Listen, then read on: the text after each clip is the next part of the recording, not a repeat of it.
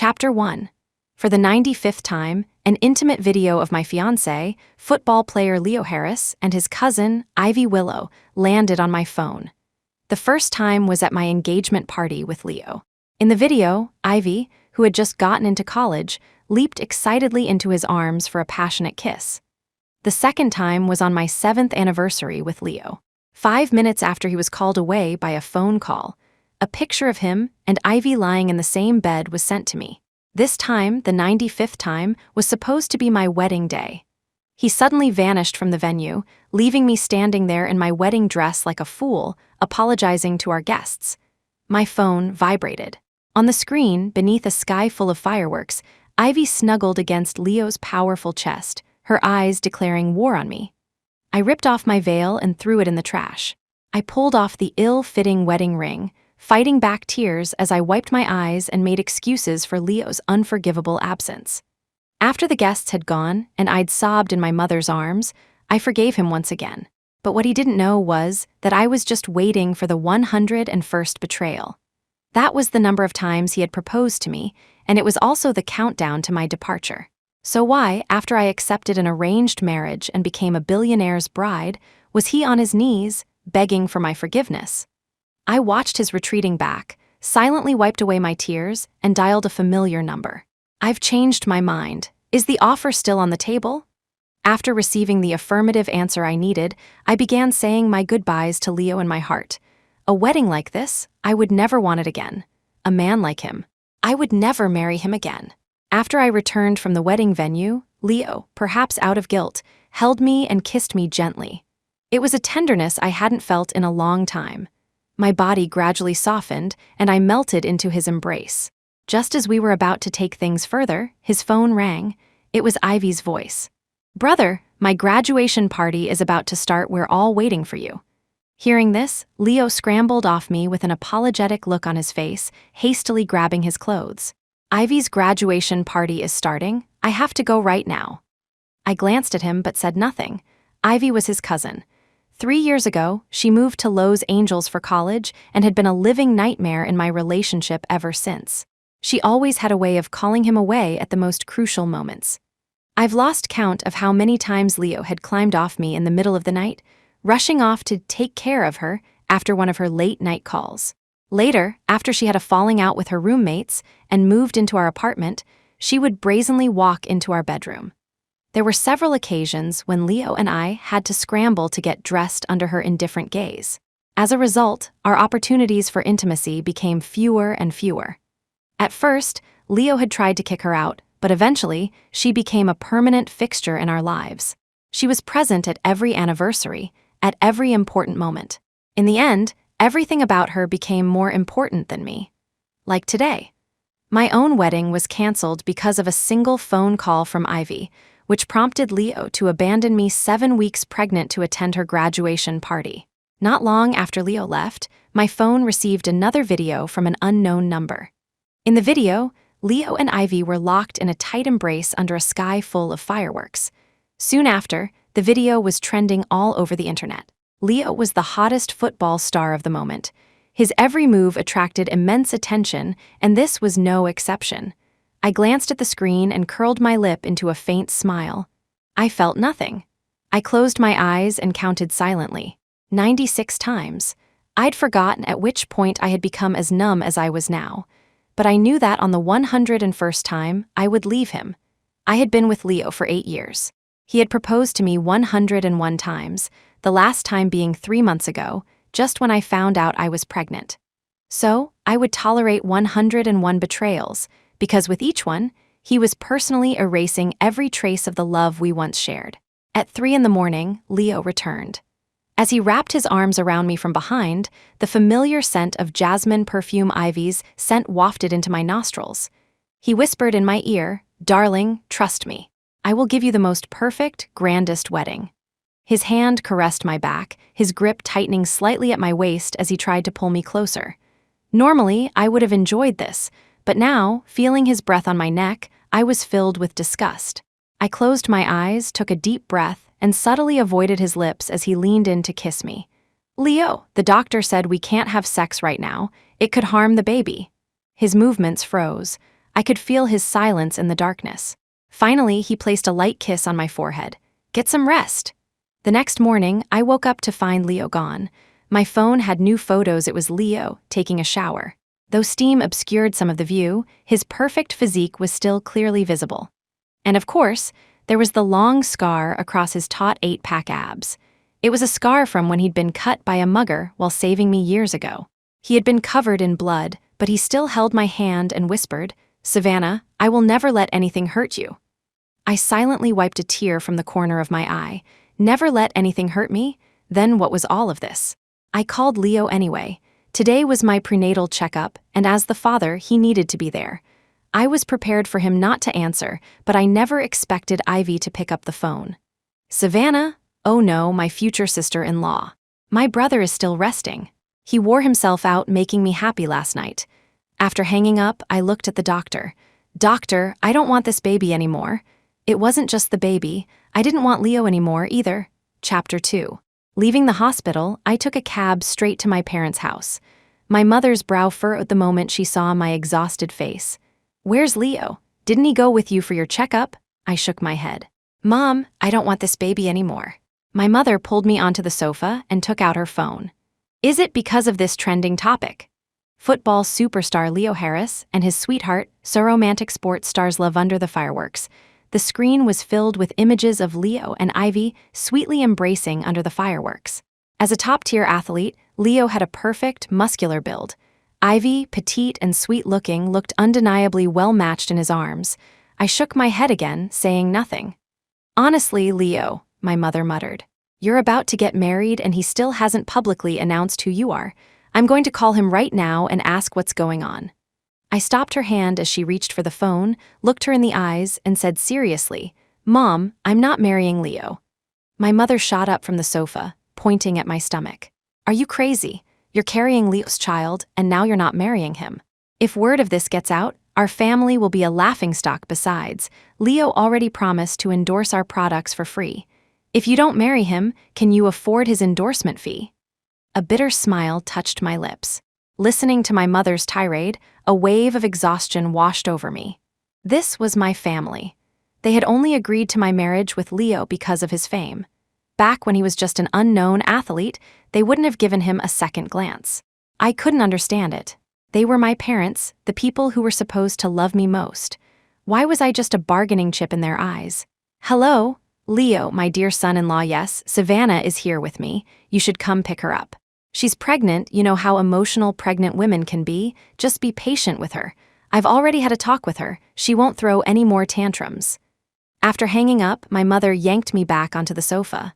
"Just wait. Leo will be here to get you soon."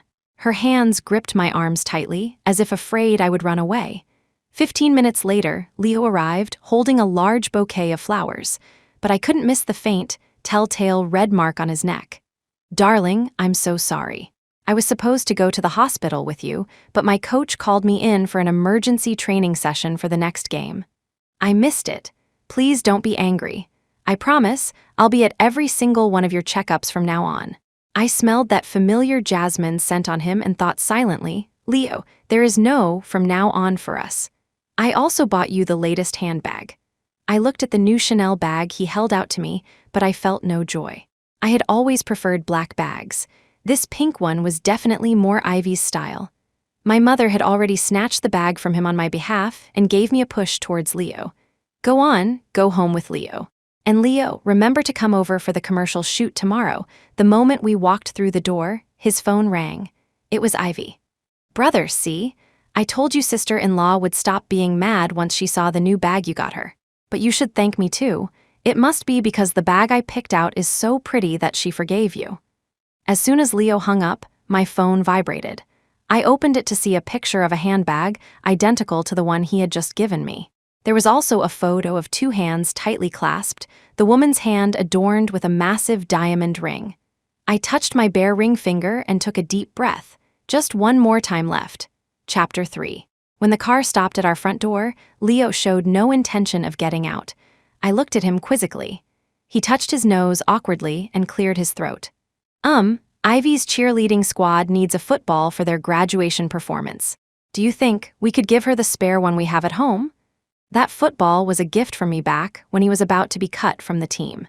It was after receiving it that he had an explosive performance in the final game, showcasing his incredible talent and winning the championship.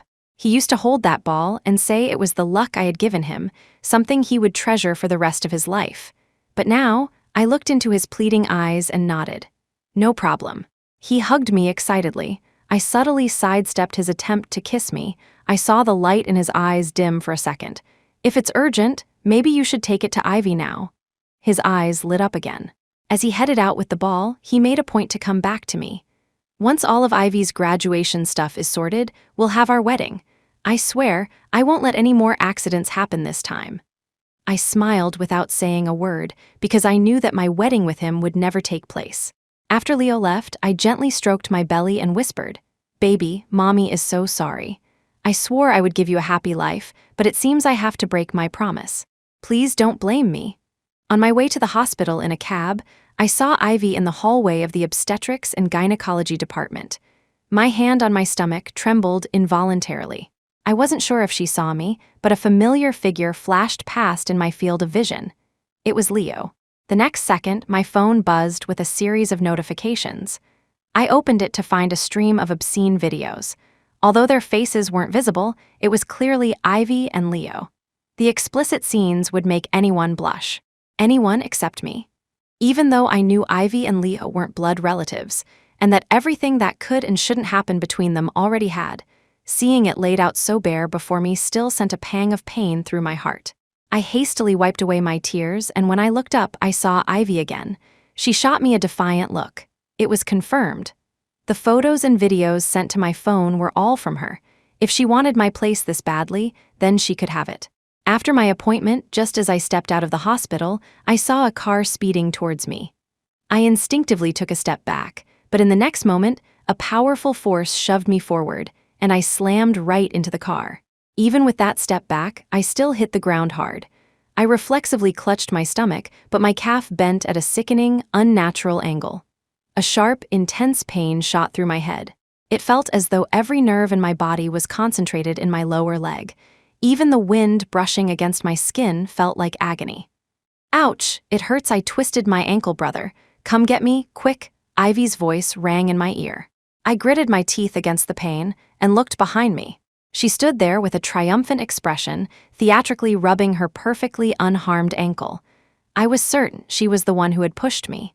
Leo arrived quickly. He seemed surprised to see both me and Ivy there. The moment Ivy saw him, she burst into crocodile tears. "Brother, a car almost hit me." I tried to pull sister-in-law out of the way, but she pushed me towards it. Instead, I sprained my ankle. Leo frowned and looked at me. My long skirt concealed my twisted, broken leg, so he didn't seem to understand why I was sitting on the ground. He just sighed and turned to pick Ivy up. As he lifted her, Ivy deliberately kicked my broken leg hard. I clenched my jaw, refusing to cry out. I just silently counted. This was the 100th time. "Leo Harris, I hope we never see each other again." Chapter 4, Chapter 5. I stared at my phone, which was vibrating nonstop with calls and messages from Leo. It felt like he hadn't actively tried to contact me this much since Ivy came into our lives. But now, it was too late. I turned off my phone and quietly watched the thick clouds drift by outside the window. I didn't know why the Osborne family was so insistent on me marrying into their family. But rumor had it that the current head of the Osborne family was a capricious tyrant, and that several female celebrities linked to him had mysteriously disappeared. I closed my eyes, feeling the wind rush past. Whatever the future held, I would face it. "Madam, please come in. The Master and Mr. Osborne are waiting for you." A white-haired British butler in a suit, Alfred, opened the main gate of the estate for me. Although I knew the Osborne family controlled 80% of the country's wealth, I was still stunned when I found myself in a royal-style estate composed of 3 castles. "Nana, you're finally here, come here." I looked up at the familiar old man before me, and hearing his concerned voice, tears instantly welled up in my eyes. "Grandpa Arthur," ignoring the pain in my leg, I almost tried to stand up from my wheelchair in my excitement. I had spent a long time growing up in an orphanage. Back then, I was a small, skinny girl who was bullied by everyone. Only Grandpa Arthur looked after me. He would save food for me, tend to my wounds, and warn the boys who bullied me to stay away. Later, Grandpa Arthur left, and my parents, having made some money, came to take me home. I thought I would never see him again. More than my parents, he felt like my only true family. Nana, the day I received your call, I knew you must have been wronged. My home will always be your final refuge. That's why I proposed the marriage alliance to your parents again. I'm so glad they agreed. Nana, do you remember? I once told you that you should marry my grandson. Grandpa Arthur looked at me with a warm smile, and I blushed. I remembered that time. Grandpa Arthur had shown me a photo of a very handsome little boy. I had pointed at the picture and declared that I wanted to marry him when I grew up. Grandpa Arthur had laughed and said, "All right, when our Nana is all grown up, I'll have Ethan come and marry you." I never thought he would still remember. But, Grandpa Arthur, I didn't want to hide my past with Leo. To my surprise, Grandpa Arthur waved his hand dismissively. Nana, I know all about your past, and my heart aches for you. I'm so relieved that you told me yourself. You're a good child. But Ethan's situation, it's very complicated right now. Grandpa Arthur looked at me and sighed again. Ethan, he was ambushed some time ago and is currently in a coma. The other branches of the family have been coveting Ethan's position for a long time. This time, they've made it clear that if Ethan doesn't produce an heir, they're going to take his place. I'm getting old, and there are many things I can no longer handle. I can only ask this of you. I froze, listening to his words. Was he asking me to have a baby for Ethan Osborne? Nana, if you're unwilling, I won't force you. This is truly unfair to you. I looked at Grandpa Arthur's familiar face and smiled faintly. Grandpa Arthur, I'm willing to marry Ethan. It's just that I might not be able to get pregnant right away. The doctor said I need to rest for a month. Ha ha ha, good tomorrow. I will let the whole world know that you are going to marry Ethan back in my room. I turned on my phone and saw over 99 messages, all from Leo. He had sent photos of a room filled with 99,999 roses, my favorite Vivienne Westwood wedding dress, and a 10-carat diamond ring. Nana, please come back. I'll make you the most beautiful bride. Chapter 6. I shook my head, feeling utterly exhausted. I switched off my phone and went straight to sleep. When I woke up, it was dinner time. The British butler who had welcomed me to the castle was standing at my door, his posture both respectful and proud. Miss Sterling, it is time for dinner. Please proceed to the dining hall. I nodded, and a maid quickly helped me into my wheelchair. The butler, Alfred, frowned slightly upon seeing my leg and sighed. If it is inconvenient for you to go to the dining hall, Miss Sterling, I can have your preferred dishes brought to you. I shook my head and smiled. It's no trouble. I'll eat with everyone. Thank you. Alfred seemed to be pondering something as he looked at my determined expression. He murmured, You and she, you truly are very much alike. What? I asked, but he remained silent as if he hadn't said anything at all. At the dining table, aside from Grandpa Arthur, everyone was a stranger to me. However, most of them bore some resemblance to him, so I assumed they were all members of the Osborne family. Well, is this the woman brother Ethan is going to marry? I hear she's just some sloppy seconds a football player got tired of. A glamorous woman with voluminous curly hair sneered, staring at me. The moment I lowered my head in silence, a loud slap echoed through the room. A man who looked remarkably like Grandpa Arthur had already struck her across the face. Is Miss Sterling someone you can speak of like that? Get out, I watched, unsure how to react. Grandpa Arthur then spoke in a low voice. Why cause a scene during a perfectly good meal? With that, the atmosphere in the dining hall grew heavy. I called you here to meet the future mistress of the Osborne family. Is the head of this family someone you're qualified to gossip about? Everyone bowed their heads under Grandpa Arthur's reprimand, but I could still feel several pairs of eyes sizing me up. I took a deep breath, sat up straight, and lifted my chin to meet their gazes. Grandpa Arthur nodded in satisfaction. After the meal, Grandpa Arthur clapped his hands. Alfred brought in a sandalwood box. When opened, it revealed a sapphire-encrusted tiara, its brilliant gems drawing gasps from the crowd. Nana, this is a welcome gift from your grandpa. When your leg is healed, we'll hold a press conference and let the whole world know how precious you are, not someone just any stray cat or dog can comment on. I looked at Grandpa Arthur's loving face and nodded. On the way back to my room, the maid pushing my wheelchair said cheerfully, "Miss Sterling, the old master really likes you. He gave you the former mistress's favorite set of jewels. And Miss Ruby probably won't be appearing at family dinners anymore." The Ruby she mentioned was the woman who had been slapped at the table. I heard she and Ethan Osborne had grown up together, and she had always assumed she would be the one to marry him. I smiled at her words but didn't comment. I'd like to see Mr. Osborne. In the bedroom, Ethan Osborne lay lifelessly on the bed. His features were as exquisite as a museum sculpture, with a thin scar running from the corner of his eye, adding a touch of danger to his appearance. Looking at him, I couldn't help but wonder what kind of man he was. According to public rumors, the Osborne family had been merchants for generations, but he exuded an aura of danger that went beyond that of a typical businessman. I glanced down at my phone, which was vibrating again with messages from Leo, all begging for a reconciliation. He asked where I was, pleading for another chance. But he didn't know that I had already given him 101 chances. He just never cherished any of them. I turned off my phone and was about to leave when I suddenly felt a pair of eyes on me. I turned my head, and a pair of eyes as deep as a lake were watching me. Ethan Osborne was awake. Chapter 7. "This is wonderful, Nana. You are the lucky star of our Osborne family." Grandpa Arthur held my hand, his eyes shimmering with tears of excitement. It turned out the doctors had believed Ethan was in a vegetative state, with almost no chance of waking up. That night, Ethan and I appeared on screens in a global broadcast.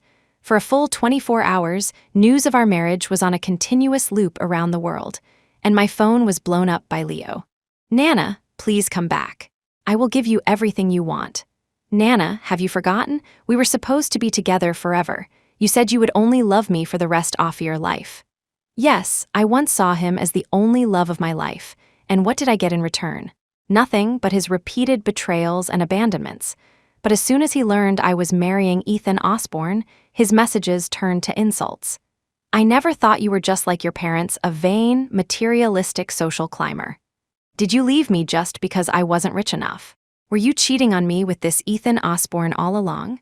You betrayed our love." I let out a cold laugh, no longer willing to entertain his pathetic barking. However, I didn't expect that my dark history would soon be all over the internet. A flood of insults from netizens washed over me. "This is the woman the Osbornes are marrying. Hilarious. Jilted by one man and now shamelessly marrying into a rich family. What a disgrace. She plays the victim so well, but in reality, she's just a gold digger. The Osbornes must be crazy, picking up trash like her." I checked the trending topics and realized that my so-called dark history was all from my time with Leo. There was a picture of me, disheveled, picking him up in the middle of the night after he got drunk. A picture of me hunched over a trash can, vomiting from morning sickness in my first trimester. A picture of him canceling our wedding for one of Ivy's phone calls, leaving me alone and humiliated to apologize to our guests. A picture of me going to a prenatal checkup by myself. A picture of me dragging my broken leg to the hospital after being hit. A picture of me going to have an abortion. Alone, every single one was proof that Leo didn't love me. But I never imagined that the pathetic image of me loving someone would be turned into a weapon used against me. This world was truly absurd with these photos. I was quickly branded as a jilted woman, and the Osborne family's stock plummeted after they announced they were marrying someone like me. More than the overwhelming online abuse, I was heartbroken by the trouble I had caused Grandpa Arthur. "Grandpa Arthur, I'm so sorry," I apologized to him, my eyes red, but he just waved his hand dismissively. "This is nothing to our family. I wouldn't even bother dealing with this nonsense. If it's upsetting you, I'll have these people silenced immediately." Seeing Grandpa Arthur's concern for me, I was so choked up I couldn't speak. In this world, only Grandpa Arthur had ever been this good to me. Even after I went back to live with my parents, the most they ever talked about was marrying me off to some old, rich businessman in exchange for business partnerships. Leo had been genuine with me at first, but in the end, that couldn't compare to a single frown from Ivy. "Good child, it's all right. Whether you end up marrying Ethan or not, Grandpa will always protect you." Grandpa Arthur's words gave me the courage to face everything again. After all, I was no longer facing it all alone. "Sister-in-law, If you're willing to come back to my brother, I'll take down these trending topics." Hearing Ivy's sickly sweet voice made me feel nauseous.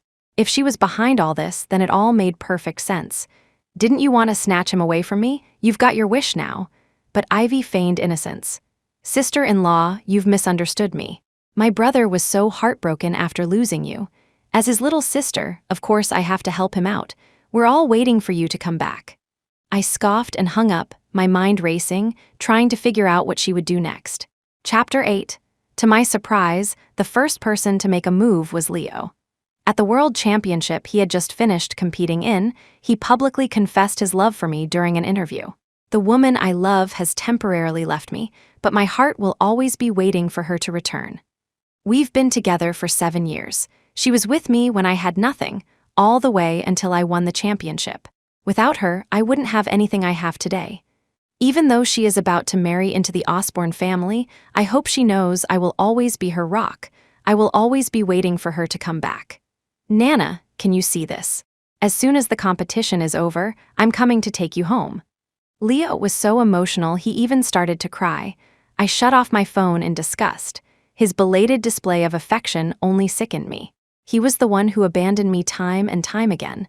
He was the one who betrayed me. "Nana, come back. Think about our past, think about our future.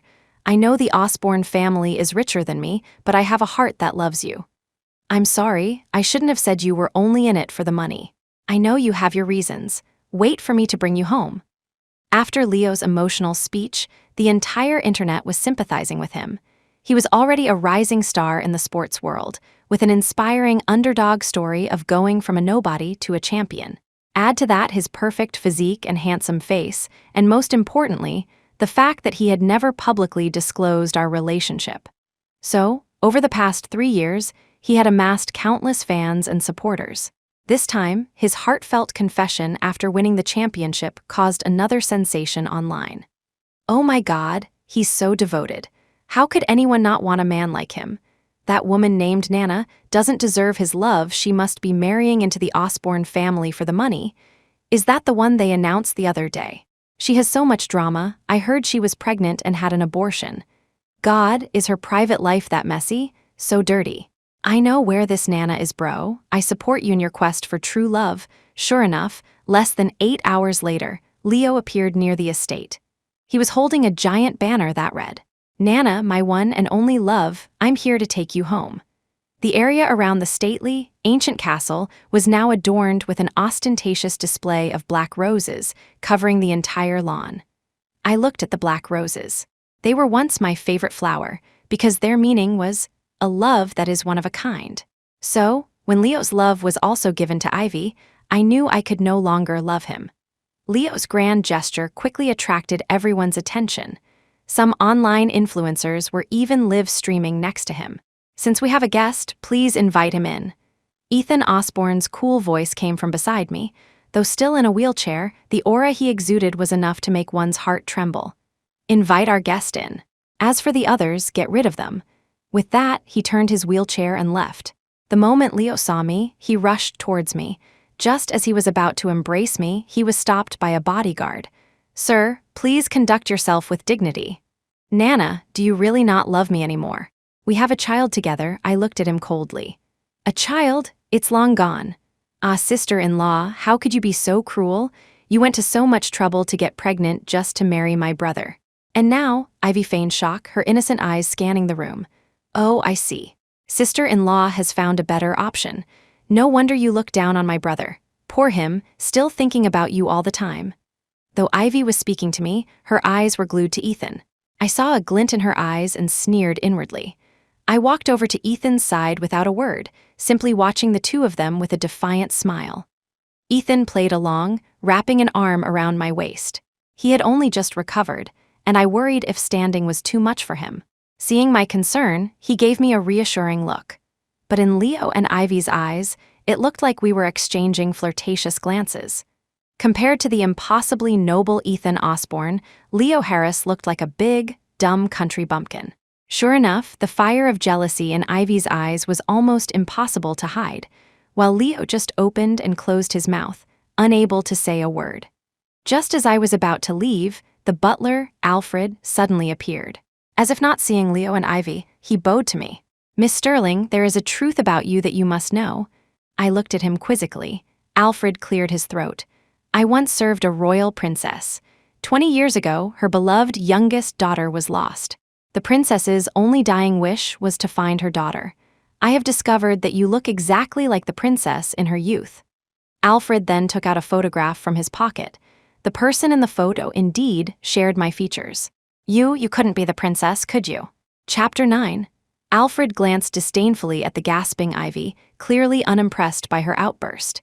He then turned back to me and said respectfully, "Therefore, Miss Sterling, I hope you will agree to a royal DNA test to confirm your identity."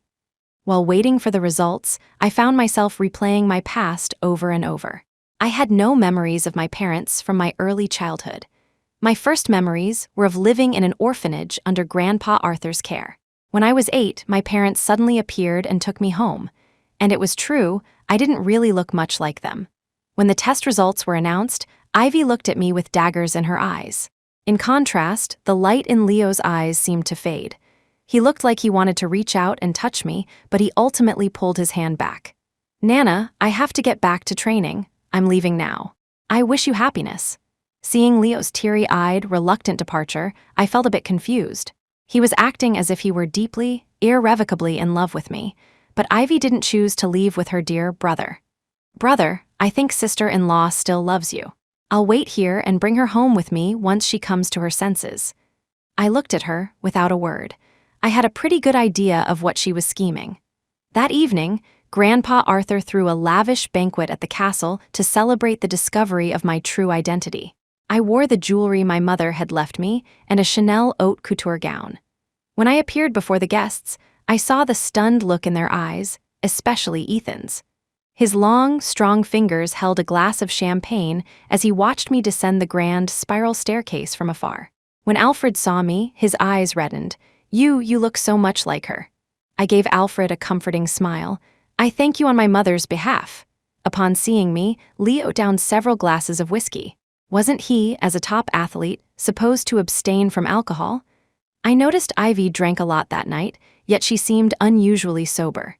She sat in a corner of the banquet hall, her gaze fixed on where Ethan and I were talking, her eyes dark as if she were plotting something. Before the party ended, she walked over to me with a glass of champagne, a wide smile on her face. "Sister-in-law, a toast to you. This is your moment to shine." I looked at the glass she offered and smiled. "You drink it. I can't have alcohol right now." "Oh, it's fine, just a little sip for the occasion." With that, she downed the glass herself, but in the next moment, she smoothly handed me a glass of orange juice that was already poured. "Then have this. You're not going to refuse orange juice, are you?" I took the glass, sniffed at no strange smell.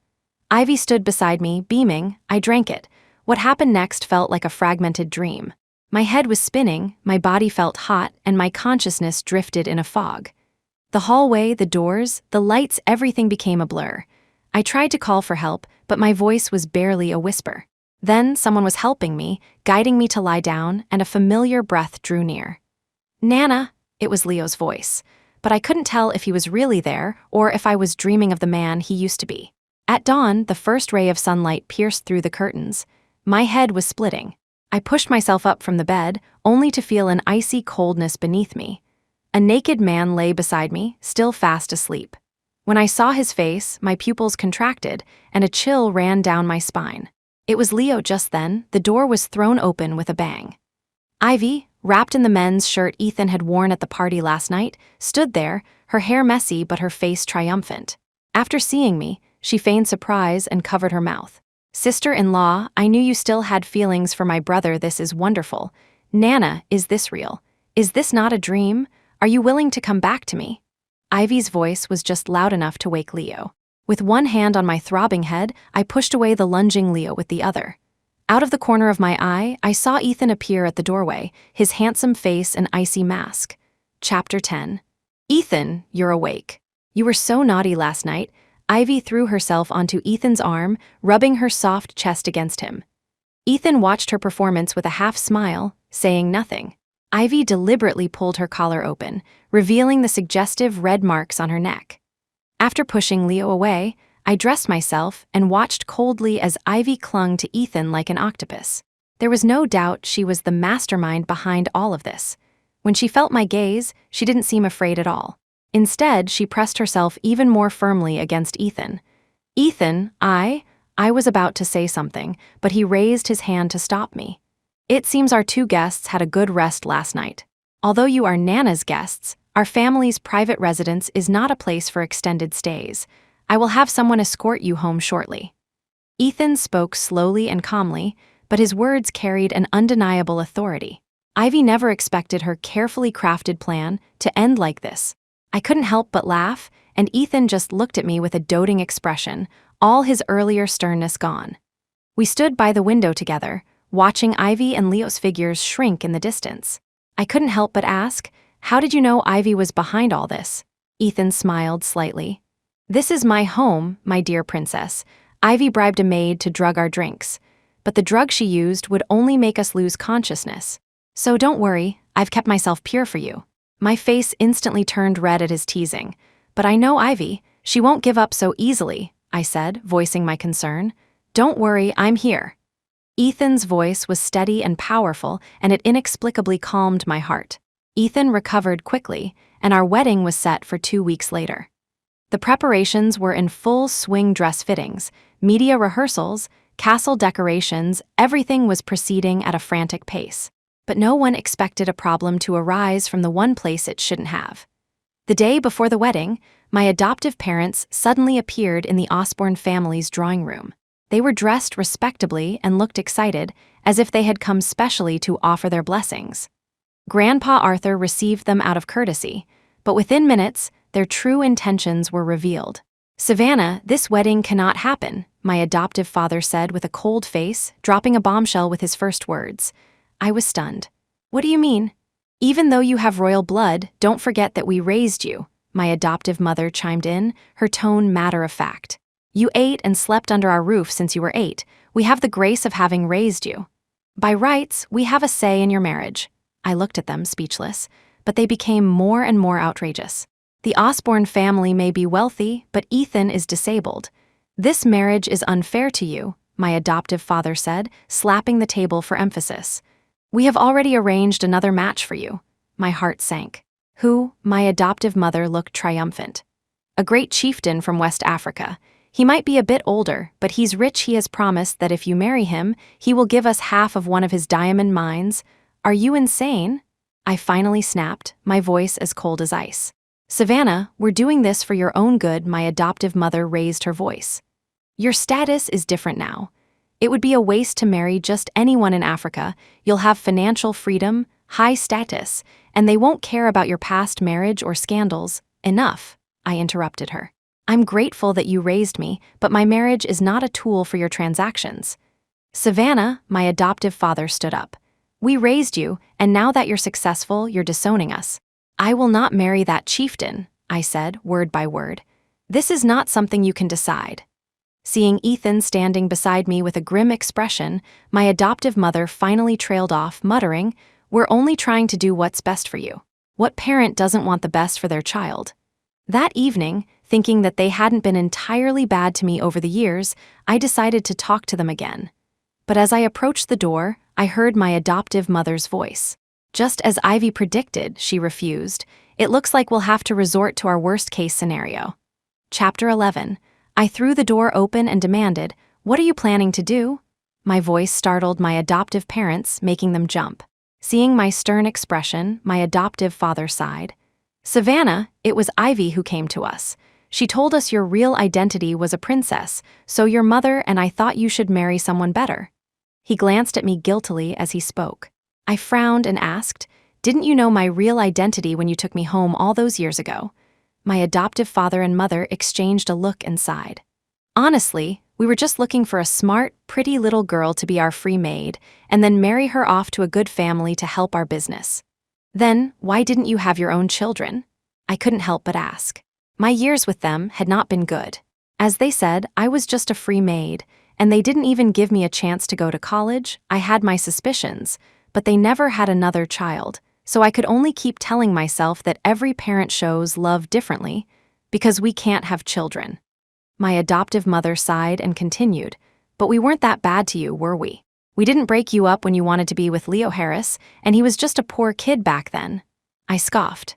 All they did was disown me, strip me of my clothes, and leave me on the street in my pajamas. But Savannah, think about it. The Osborne family is good, but how can they compare to an African chieftain? Your father and I are only thinking of you. I quickly waved my hand to cut off their persuasion. What is this worst-case scenario you mentioned? I stared at their faces. They exchanged glances, and finally one of them gritted their teeth and said, "This was all Ivy's idea. She told us that if you didn't agree, we should just kidnap you." I asked, word by word. "So, if I don't agree, you're planning to kidnap me?" My adoptive parents lowered their heads under my gaze but continued to make excuses. "It's not what we wanted, it was that Ivy's idea. We didn't want it to come to this." "Very well," I said with a cold laugh. "You can pack your things and leave now." You won't forgive us." My adoptive mother's eyes widened, a hurt expression on her face. "We raised you for over 10 years. I didn't respond, only turned and instructed the butler. Arrange for them to be sent back to their country first thing tomorrow morning. Keep an eye on them on the way to avoid any more trouble." The next day, they were escorted to the airport. I stood by a high window, watching them leave without a shred of emotion. I didn't want to pursue it, nor did I want to settle scores. I had given them a final shred of dignity. I had been naive once, and I had been disappointed enough. I thought that would be the end of it, but I never expected that the real conspiracy was just beginning. 3 days later, an assistant rushed into the room, his face pale. "Something's happened." I put down my files, my heart tightening. "Your adoptive parents' private jet exploded during a layover. There were no survivors." I froze, my mind a complete blank. I hated them, but I never truly wished them dead. After all, for all those years, I had called them Mom and Dad. "The accident has made local news. You, as their only legal next of kin, need to go and identify the bodies." I nodded, suppressing the turmoil in my chest, and told the butler to prepare for departure. We went to a refrigerated morgue in the suburbs, a remote and oppressive place. I was led into a dimly lit room, supposedly to verify their identities. But as soon as the door closed, I heard a click as it was locked. I spun around instantly, but it was too late. 2 bodyguards in black rushed forward and restrained me. I struggled, shouting, "Who are you?" "Let me go, then," a voice so familiar it made me sick sounded out. "Stop shouting, Nana." I snapped my head up to see Leo walking in slowly, a gentle smile plastered on his face. And my dead, adoptive parents were sitting on the sofa, completely unharmed, their faces filled with triumph and calculation. What surprised? My adoptive father stood up with a smile. "We knew you were a soft-hearted person, so we used this method." "Are you all insane? If you didn't come back, how would we get any money?" My adoptive mother chimed in. "And Leo said that if you agree to marry him, he's willing to pay $800 million. $800 million, Savannah. That's a gesture of sincerity not many people can offer." Leo walked up to me, looking down at me with a gentle tone. "Nana, I love you. I'm willing to give you everything. If we get married, we can start all over again. I'll make you the happiest woman in the world." I laughed coldly. "Ethan Osborne will not let you get away with this." That seemed to enrage Leo. He slammed his fist into the wall beside him and roared at me, "You can only be mine."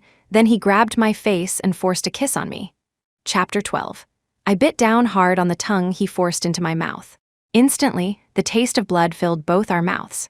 Leo cried out in pain and released me, spitting out a mouthful of blood. "Are you crazy? I think you're the one who's crazy." He suddenly hugged me and started sobbing. "Nana, I can't live without you." "Why did you leave me?" Watching him cry like a child, I found it laughable. He was the one who hurt and abandoned me time and time again, and now he was asking me why. Perhaps those who are in the wrong never realize where their own faults lie. "Leo, listen to me. If you keep me here, you'll be charged with kidnapping, and everything you have will be ruined. Let me go, and I won't tell anyone what happened here. We can both start new lives." Leo shook his head frantically at my words. "No, Nana, I can't lose you." I looked at the slightly crazed Leo, not knowing what to say, just silently counting down in my head. 10, 9, 8, 7. Bang, the iron door was forced open. I let out a long sigh of relief. Ethan had come to save me. Before I left, Ethan, worried for my safety, had placed the world's most advanced tracking device on me, and he himself had been silently following me. "Nana, I'm late. Are you all right?" Ethan's eyes were murderous as he saw the blood on my lips. I shook my head gently and whispered, "Ethan, I'm fine. They didn't hurt me." Ethan carefully checked me from head to toe before letting out a long breath. Then he held me tightly. "Thank God you're okay. What about them?" His voice turned cold as he referred to my adoptive parents and Leo. I was silent for a moment. "Let them go." I looked at the people who had once played the roles of family and lover in my life, and my eyes were devoid of any emotion.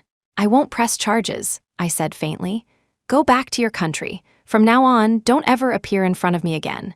"Nana, you'll really forgive us," my adoptive mother managed to squeeze out, her eyes welling with her usual manipulative tears. I looked at Ethan. He nodded and then instructed his assistant to arrange a private jet.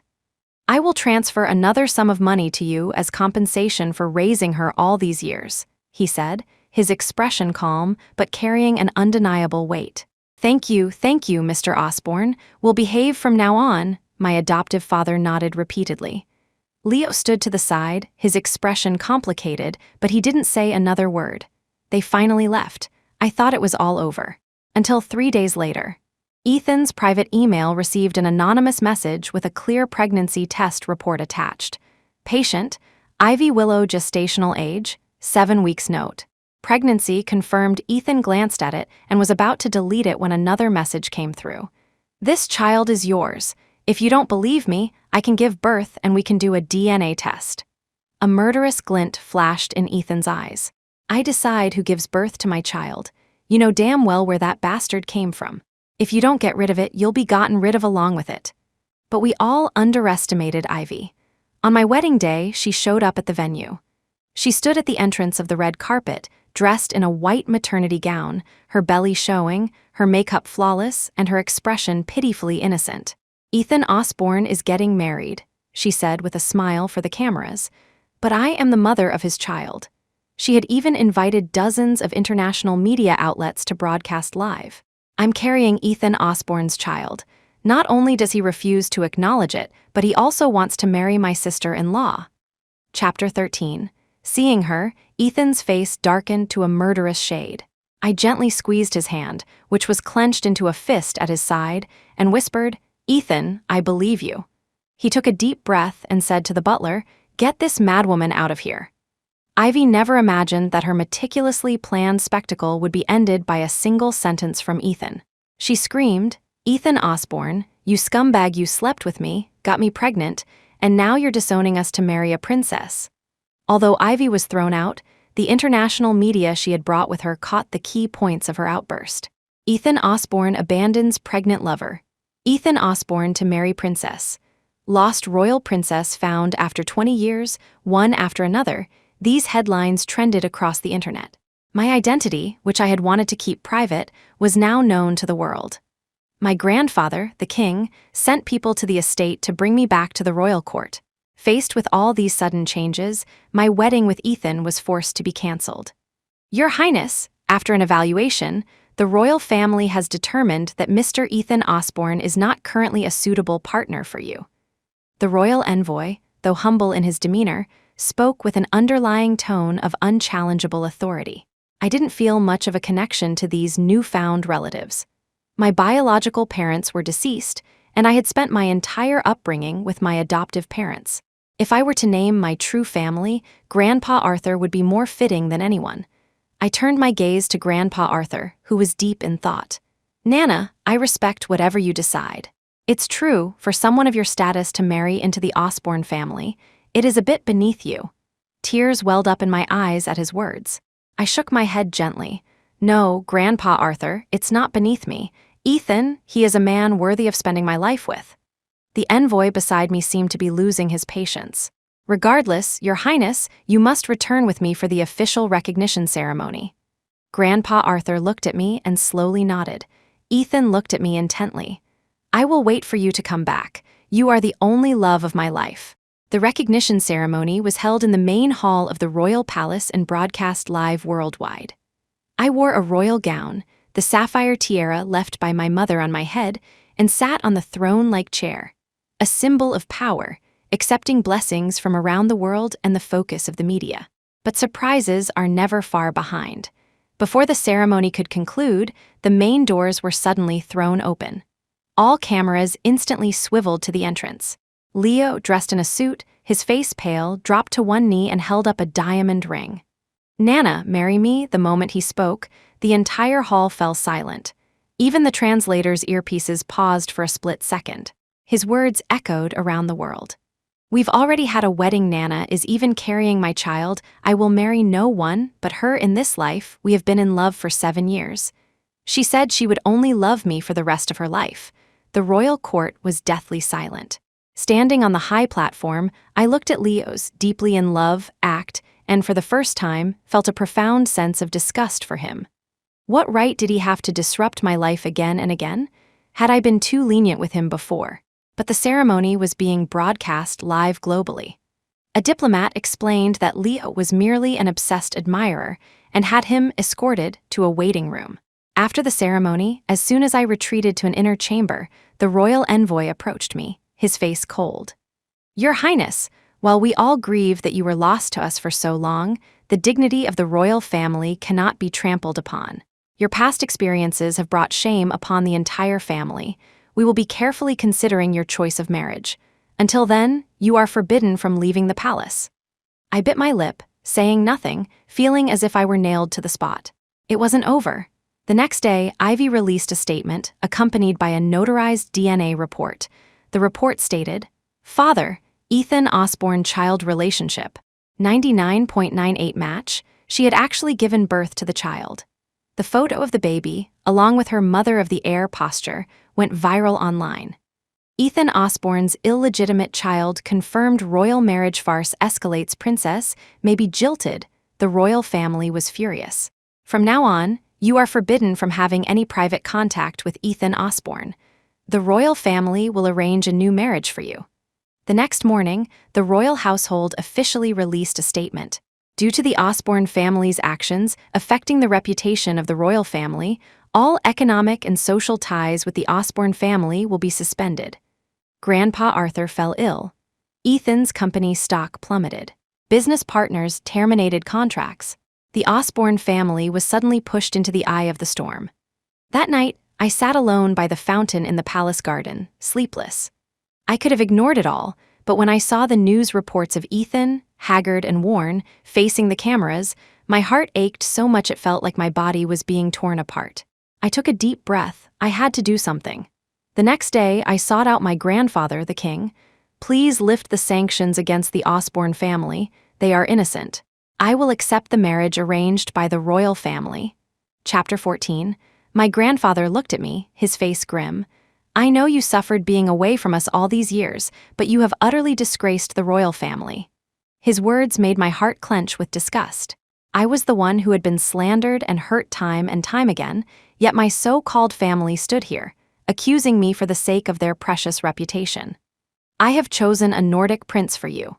He may be older, but he is willing to overlook your previous engagement. You will depart tomorrow." Suppressing my revulsion, I asked, "And the Osborne family?" "HMPH, a common businessman not worthy of our attention. If you agree to marry obediently, I will naturally spare them." I looked him straight in the eye and said, word by word, "I hope you are a man of your word." He seemed displeased with my tone, but before he could say anything, I had already turned and walked away. HMPH, the royal family. Grandpa Arthur had already told me. The royal family had been suffering financial losses for years. Their investments were failing, and to maintain their facade of splendor, they had borrowed heavily from multiple countries. The Osborne family was, in fact, one of their largest creditors. Marrying me off to the Nordic prince was just their way of settling a debt. Although both Grandpa Arthur and Ethan told me not to worry about the royal sanctions, my heart ached whenever I saw the relentless attacks against them online. I couldn't let the people I loved bear this burden for me. At the same time, I prayed that Ethan would soon uncover whatever scheme Ivy was plotting. Meanwhile, Ethan had brought Ivy to the Osborne estate. Once there, she began acting as if she were the lady of the house. She used Ethan's credit cards for insane shopping sprees. She spent money like it was water, buying millions of dollars worth of jewelry and limited edition clothes, maxing out a dozen black cards in a single day. She even demanded that her bedroom in the estate be renovated, claiming that a pregnant woman needs a better environment. Grandpa Arthur was so angry he nearly ended up in the hospital, but he held his temper and simply said, "Let her do as she pleases." Ethan, for his part, pretended not to care at all. He started acting strangely, occasionally dining and drinking with Ivy, treating her with exceptional indulgence. "Ivy, that dress looks stunning on you today. It really suits you. You're so gentle. Truly the most elegant woman I've ever met." Finally, under Ethan's charm offensive, Ivy became convinced that he had fallen in love with her. Once she was basking in her own perceived allure and had completely let her guard down, Ethan got her drunk. He led her to the study, saying he wanted to prepare a plan for the child's future. "Ivy," he said with a smile, handing her a drink, "to the baby." Ivy gulped it down and slumped onto the sofa. Ethan knelt before her and whispered, "Ivy, since we'll be family sooner or later, you should tell me, is the baby really mine?" Drunk and disoriented, Ivy's mind was foggy. "Of course not. You never even touched me," she mumbled. "I had a friend fake the DNA results. It's your own fault for being so foolish and trying to kick me out. But now, you've fallen for me anyway." Before she could finish, her confession was clearly recorded by Ethan's pen. At the same time, I hadn't been idle. The Nordic prince? A respectable title, but a worthless man. From his appearance to his conversation, everything about him was a carefully constructed facade. Even more absurdly, my investigation revealed he was a gambling addict with debts in the hundreds of millions. His life was a mess of gambling, alcoholism, and scandals, and he was blacklisted as a high-risk noble partner by several countries. The most laughable part was that I was being married off to him so that he could use my royal status to secure loans to pay off his debts. I compiled all the evidence I had gathered, including several private recordings of the prince with his creditors, and sent it all to the royal family's internal email. Within a day, the royal court was in chaos. "Your Highness, you did the right thing." This was the second time the royal envoy had appeared before me, but this time, his tone was no longer condescending. "The royal family has decided to cancel the marriage with the Nordic prince." At the same time, he glanced at me and said gravely, "Based on the conclusive evidence provided by the Osborne family, Ivy Willow's act of falsifying paternity has been identified as fraud. The royal family is willing to lift the sanctions against the Osborne family. If you still wish to follow your personal desires, we will respect your marriage arrangements with Mr. Ethan Osborne." I stood in the long corridor, looking up at the familiar eastern sky. In the distance, Ethan got out of a car. He was still dressed in a black shirt, backlit by the sun. "Are you still willing to marry me?" I asked. He walked closer, his gaze intensely serious. "I've been waiting for you for a long time." Chapter 15. After being exposed, Ivy was immediately expelled from the Osborne estate. She shot us a venomous look. "I will make you all pay for this," Ethan smiled faintly. "First, you should probably pay off your credit card debt." It turned out that all the credit cards she had been using for her extravagant spending were in her name. Ivy gritted her teeth and turned to leave. Seeing the hatred in her eyes, I knew she wouldn't give up so easily. Sure enough, a week later, the news of her and Leo's official relationship was trending all over the internet. That day, Leo, who had been absent from training for a long time, reappeared on the field. The hushed whispers of his teammates reached his ears. I heard he was dumped by the royal princess. And now he's picking up sloppy seconds from Ethan Osborne. These whispers were like tiny needles, piercing Leo's already shattered pride. He sat in the locker room, numb, his body covered in unhealed injuries. His eyes were bloodshot and his fingers trembled slightly, like a string about to snap. His phone rang again. It was a message from Ivy. "Brother, come over. I've prepared the best way for you to relax." Without thinking, he almost instinctively grabbed his coat and ran to her apartment. The moment he walked in, he was hit by the pungent smell of perfume. Ivy, wearing a nightgown so sheer it was almost transparent, greeted him with a smile, her bare feet on the carpet. "Brother, come, have a drink." The glass she handed him was spiked. Leo didn't think twice and downed it in one go. A burning sensation rose in his stomach. He irritably tugged at his collar, sweat beading on his forehead. Ivy wrapped her arms around his neck and cooed, "Brother, you only have me now, I'm the only one who's always been by your side." Her fingertips traced his muscles, her voice a sweet, cloying whisper in his ear. "Forget her, okay? Let me help you relax now, okay?" After a night of frenzied passion, Leo woke up with a splitting headache. He managed to prop himself up and saw a row of small bottles on the nightstand, their labels bearing unfamiliar drug names. "What is this?" Ivy, wrapped in a sheet, emerged from the kitchen with breakfast, a caring smile on her face. "Brother, this is the latest generation of stimulants. They enhance brain function and reflexes, and they're completely undetectable. Don't you want to win again? I'm here to help you." Leo looked at the bottles hesitantly. "Don't worry, brother, I would never harm you." She blinked, her expression innocent and pure. Leo's throat tightened. He finally closed his eyes, picked up a bottle, and drank it down.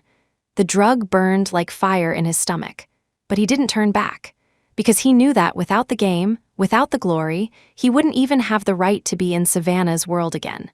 3 days later, Leo was back on the training field. His explosive power was astonishing, his reflexes unbelievably fast. Even the coach couldn't help but slam his fist on the table in excitement.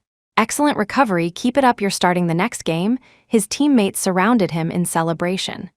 Ivy stood on the sidelines, smiling sweetly, but Leo stood motionless, a strange chill creeping into his heart.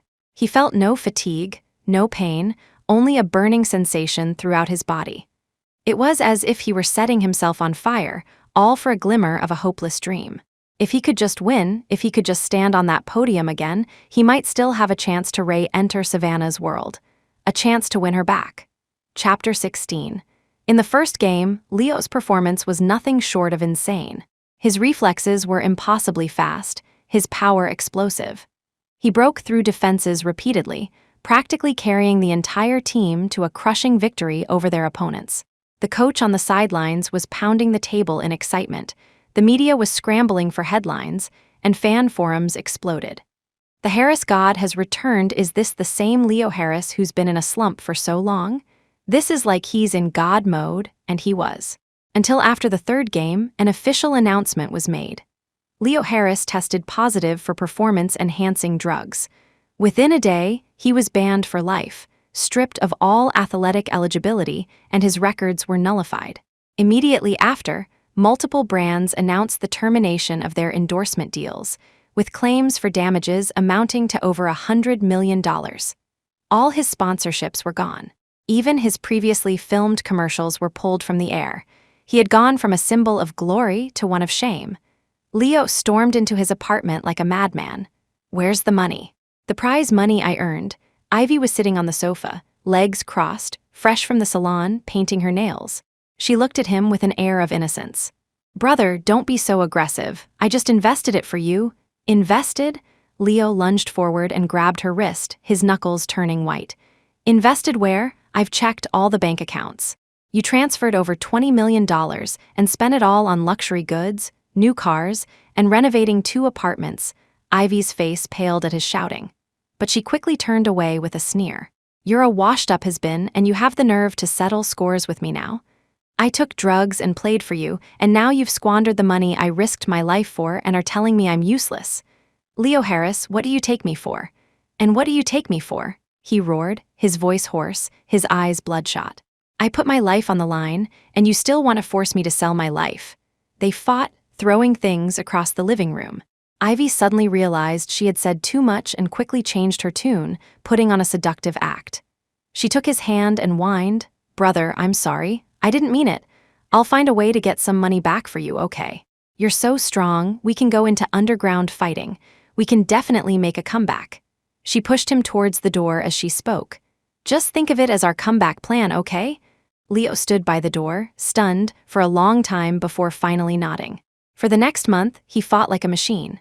Every match was a bloody, bare-knuckle brawl with no rules. All he got in return was barely enough cash to survive, and every cent of that money was still taken by Ivy. She said she was managing his finances. Until one day, in an alley behind the underground fighting ring, he saw Ivy on the arm of another man, carrying a Hermes bag, wearing couture, and laughing flirtatiously. He stood in the corner, a complete joke. When he returned to their leaky, run-down apartment, he was finally clear-headed. "Get out." That night, his voice was low and raspy. "Ivy, everything I owed you, I've paid it back. Everything you owe me, from now on, we'll settle it, one by one." Ivy hadn't expected him to turn on her. Her face went from white to green. She was about to try her usual pouting routine, but he had already thrown her luggage out the door.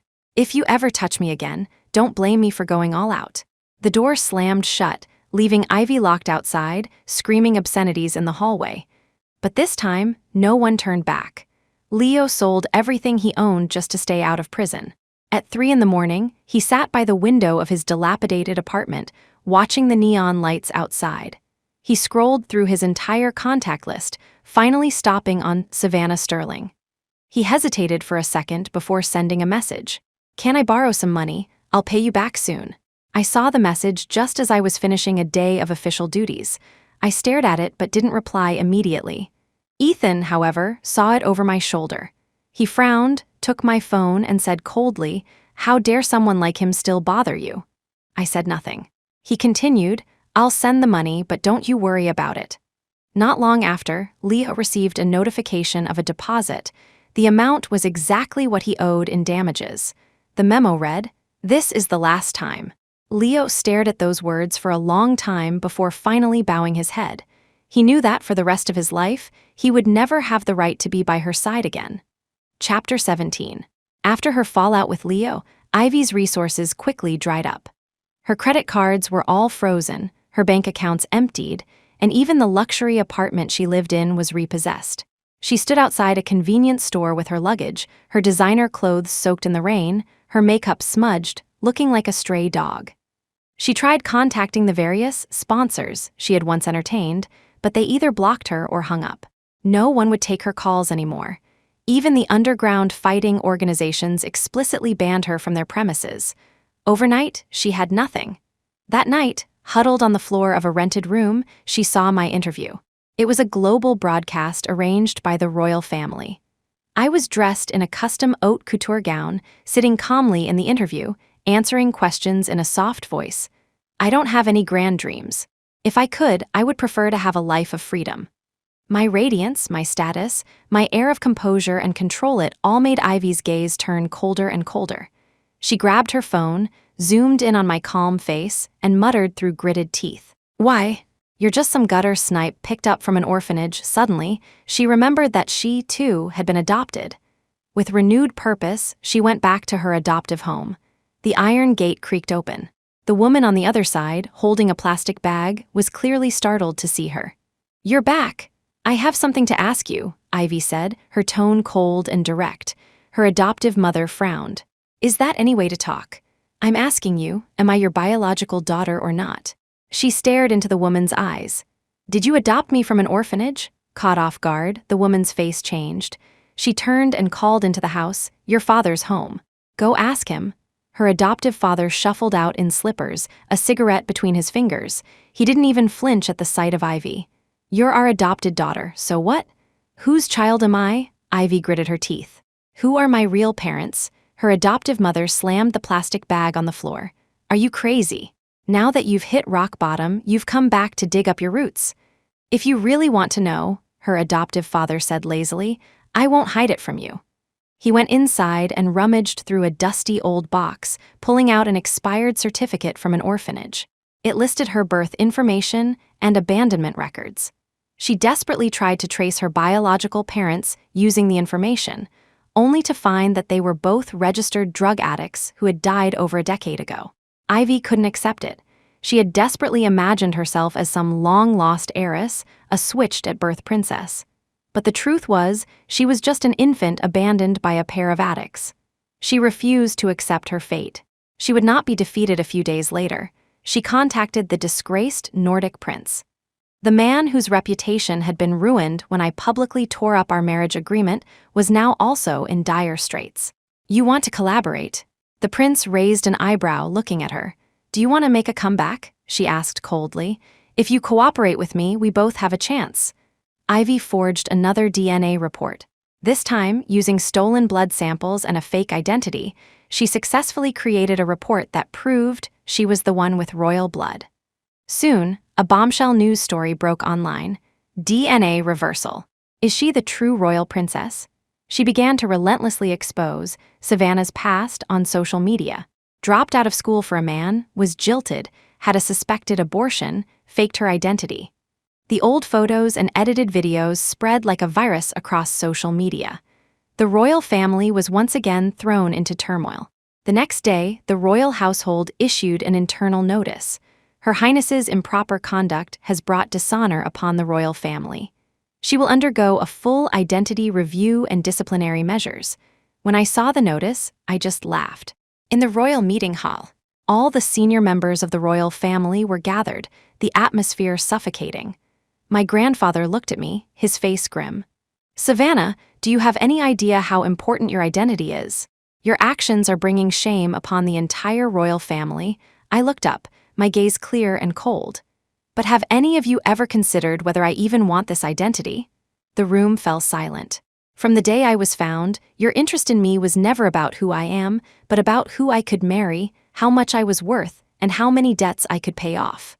I walked towards my grandfather, my eyes showing no fear.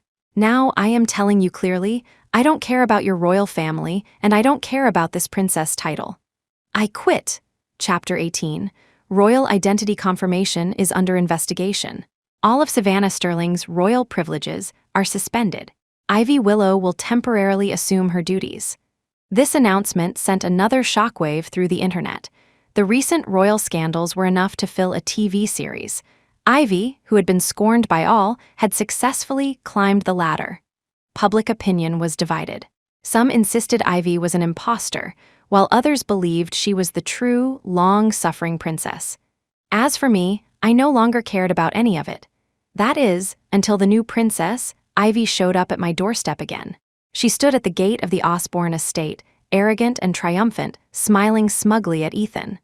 "Ethan Osborne, now that I am a royal princess, shouldn't you fulfill the promise you made to me? It's time for you to marry me." Ethan emerged from his study, dressed in a black shirt, his eyes chillingly cold. "Promise?" he smirked, his disdain unconcealed. "You climbed into my bed and spewed lies about a child being mine, only to be exposed by my own hand. Do you think that's a promise worth remembering?" A flash of malice crossed Ivy's eyes, but she forced a smile. "We can forget about the past. If you marry me, I will plead on your behalf and have the royal sanctions on your family lifted." "I don't need it." Ethan didn't even glance at her. "The only reason you climbed to that position is because of a fake report. The truth will come out eventually. Your only value right now is as a tool to maintain the tattered dignity of the royal family. Do you really think you can live under this identity forever? Have you said enough?" Ivy finally broke. She shrieked, "I am the Princess Savannah should have been kicked out long ago. She stole everything that was supposed to be mine." Just then, I slowly descended the stairs. She stared at me, the fury in her eyes like a wild beast ready to devour me. Her beautiful features twisted in anger. "What right do you have?" she hissed through gritted teeth. "You're an unwanted gutter snipe, jilted by men, unable to even keep your own child. What right do you have to live a better life than me?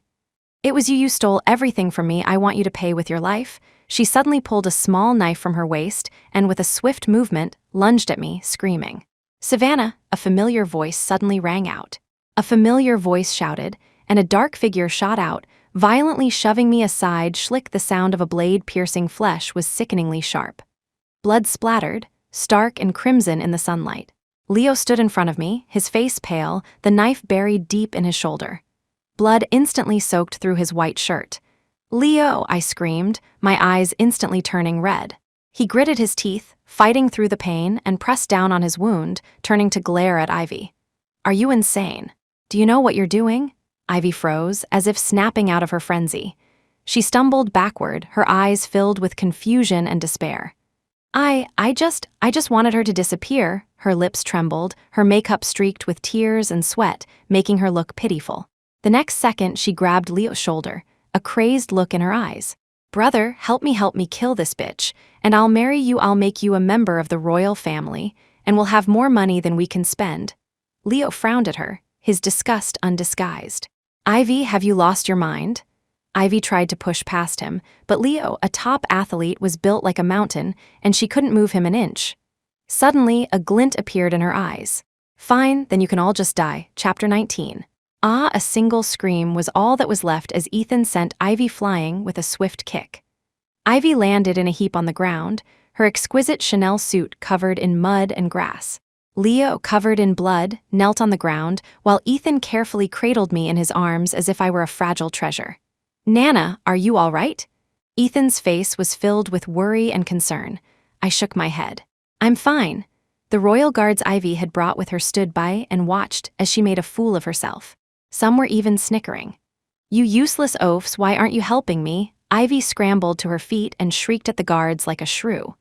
The captain of the guard frowned, suppressing his disgust for her, and replied in a monotone voice, "As royal guards, we are not permitted to use force against civilians.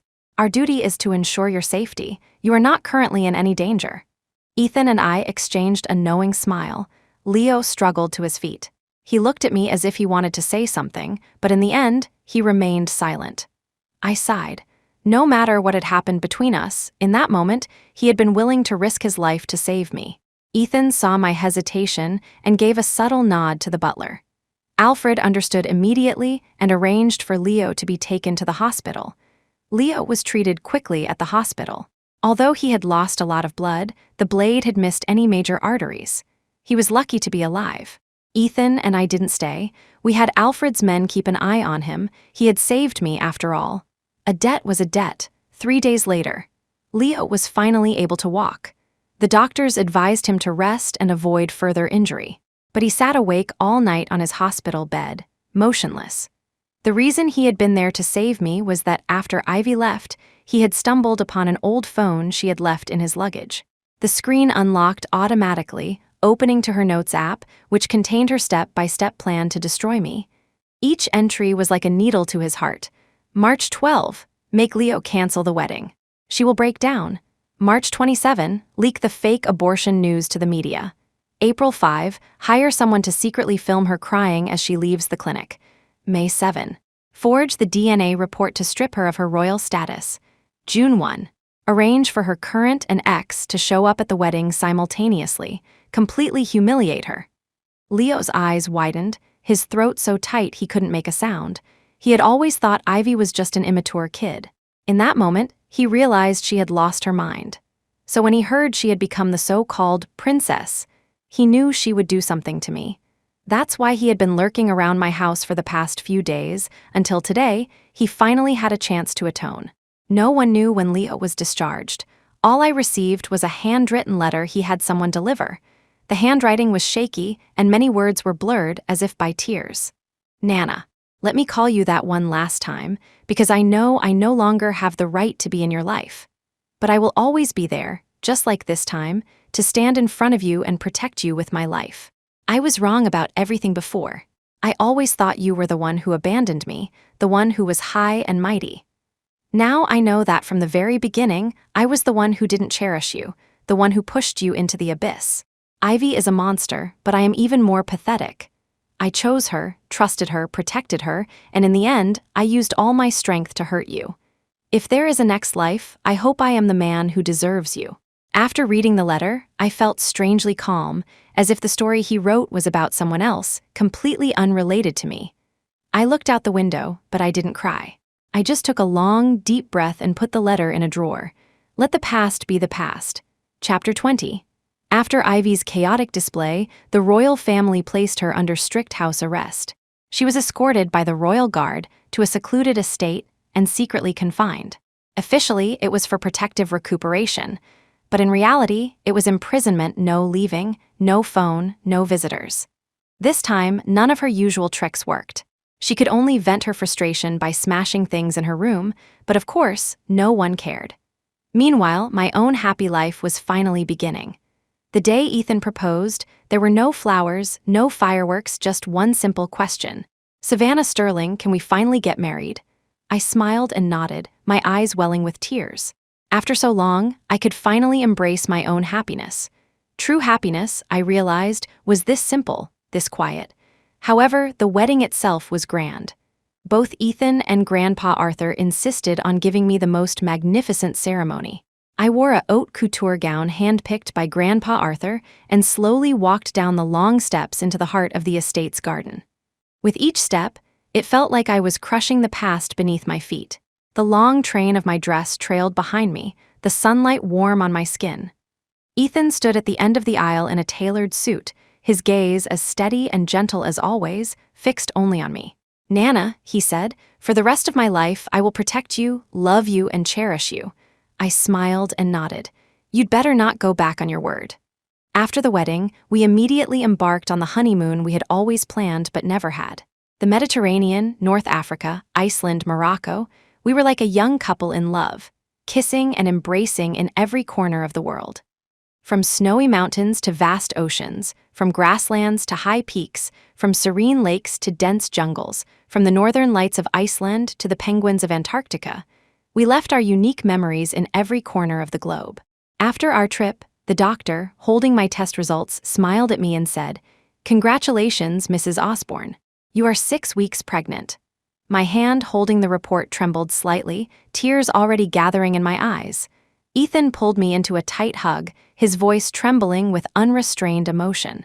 "Nana, we're having a baby." I leaned against his chest, tears streaming silently down my face. Tears of happiness for the future, for all things beautiful. Meanwhile, Ivy's fate was not as perfect as she had imagined. Just as she thought her confinement was over, and she could once again be arrogant and powerful, more bad news arrived. The royal family had arranged a marriage alliance for her. The groom was an African chieftain with 8 wives and over a dozen children. This chieftain had publicly declared, "If the royal family allows me to marry this princess, I will pay off all their debts." And the most suitable candidate was Ivy. When she learned who she was to marry, she completely lost her mind. "I won't go. I am a princess. You can't do this to me. A princess? HMPH, you've been daydreaming too much. Did you really think you could fool everyone with a fake DNA certificate? Do you think everyone is an idiot? Let me tell you a secret. The one who treats others like idiots is the biggest idiot of all. You will marry this African chieftain. Even if you die, you will die in his bed." A high-ranking member of the royal family looked down on the hysterical Ivy, his tone cold and devoid of any emotion, as if she were merely an object to be traded. Ivy's face was pressed against the cold, ornate marble floor, the tears streaming from her eyes reflecting the hatred within them. She whispered to herself, Why? Chapter 21. After marrying abroad, Ivy did not settle down. The chieftain was over 50 and obese, but he doted on his young, beautiful, and coquettish new wife. She knew exactly how to please him. She would curl up on his lap and whine when they drank, and in bed, her performance was more convincing than an award-winning actress. Every few days, she would say, "My dear chief, if you would grace me with a few more gems tonight, I would give you my heart." The chieftain would laugh heartily every time and gift her a diamond necklace or a gold bracelet. Soon, she was pregnant, and the chieftain doted on her even more. "Ivy is a goddess sent to me from heaven," he would say. "Whatever you say, I will do." That was the sentence Ivy was waiting for. She began to incite the chieftain, "Don't you think it's a waste for you to control just one tribe? You have the bearing of a true emperor. The whole world should look up to you. Let's conquer those who defy you, shall we? We will build our own kingdom." The chieftain's heart swelled with ambition. He was just a local tyrant who had inherited his position. No one had ever respected him like this before. He believed every word she said. And so, an absurd war quietly began. They set fires, plundered villages, and forced people from their homes. Ivy watched the fire and ruin, watched countless people bleed and die. But in her heart, she thought, "I am going to be a queen. My life will be better than Savannah's." However, she forgot that the world was not the romantic drama she imagined. Her and the chieftain's ambitions quickly attracted intense international attention. Her smiling face appeared next to one bloody news report after another. In the end, it took only 3 days to crush their fantasy-fueled army. When the palace was breached, the chieftain was still in his silk robes, half asleep and unaware of what was happening. He was eventually tried and sentenced to death. To his dying day, he never knew where Ivy, the woman who had incited him to do all this, had gone. No one knew how she escaped. There were rumors she was captured, rumors she was killed in an explosion, until the third day, a secretly taken photo revealed her whereabouts. She had removed her makeup, shaved her head, and was hiding in a convoy of refugees, her expression vacant, clutching a swaddled baby. If she had died, she would have been reviled by thousands. Now alive, she was a globally wanted fugitive. Her picture was plastered on wanted posters around the world. Looking at all this, I couldn't help but sigh. I sighed for the innocent people who had done nothing to deserve this. At the same time, a shadow fell over my heart. I gently stroked my growing belly. My child would be born soon. Chapter 22. After the global manhunt was announced, it was as if Ivy Willow had vanished from the face of the earth. But I knew she wouldn't end things so quietly. Sure enough, a week later, a possible trace of her activity was discovered. Ivy Willow's last known activity: suspected appearance in a port city in Southeast Asia, identity unconfirmed, back view captured during escape. And that photo, the background, was the outer wall of the private estate where Ethan and I used to live. I immediately sent the photo to Ethan. He replied with 2 words: "She's back." We didn't make a sound. We didn't even inform the butler. The next morning, we quietly moved out of the estate and into a new residence with the highest level of security. Ethan installed the most sophisticated security system, with surveillance cameras covering every corner of the old estate. We had known Ivy for too long. We knew what she was capable of when she was desperate. As expected, 3 days later, in the dead of night, the camera system picked up a dark figure. She was wearing a black raincoat, a mask, and a hat, her face completely covered. But her movements, her gait, I recognized her instantly. It was Ivy. Like a rat, she was digging holes in the estate's lawn, burying something. 1, 2, 3, until she had almost circled the entire estate. She was careful, but she didn't know that her every move was being clearly monitored by us. Ethan's face was grim as he dialed the police. 5 minutes later, police cars, one after another, surrounded the estate. When the high-intensity spotlights hit her, she froze, as if she had just realized what was happening. A police officer spoke through a megaphone. "Ivy Willow, you are a globally wanted fugitive. Put your hands up and surrender immediately." But she didn't move. In the flashing lights, she slowly pulled off her mask, revealing a face devoid of any human emotion. "Why are you stopping me?" she murmured. "I just wanted to destroy her. This is all her fault. She ruined me, she took everything from me, she's the reason I've become like this. I should have been the one who was loved, who was cherished. She stole my royal identity, my glory, my life," she suddenly screamed, her voice piercingly sharp. "She doesn't deserve to live." She tore off her coat, pulling a crudely made remote detonator from her belt. "Get back," a police officer shouted. She laughed maniacally, her eyes bloodshot. "Before I die, I'm taking her with me. I've got nothing in this life, so she won't have a good life either. If I'm going to hell, she's coming with me." Boom, a massive explosion tore through the night sky. The air filled with the smell of gunpowder and blood. The police immediately tackled everyone on the perimeter as flames and debris shot into the air. The spot where Ivy had been standing was now a bloody crater. Her body had been completely obliterated in that instant, with not even a few intact bones left.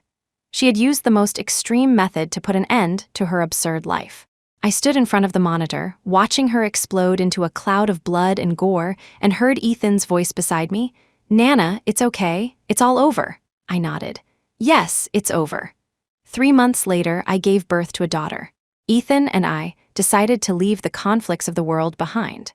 We donated the Osborne family's fortune to refugees in Africa, and with Grandpa Arthur, our family of 4 moved to a small seaside town. As I walked along the beach at sunset, holding my daughter's hand with my husband, I finally felt that perhaps this was the moment in life truly worth pursuing.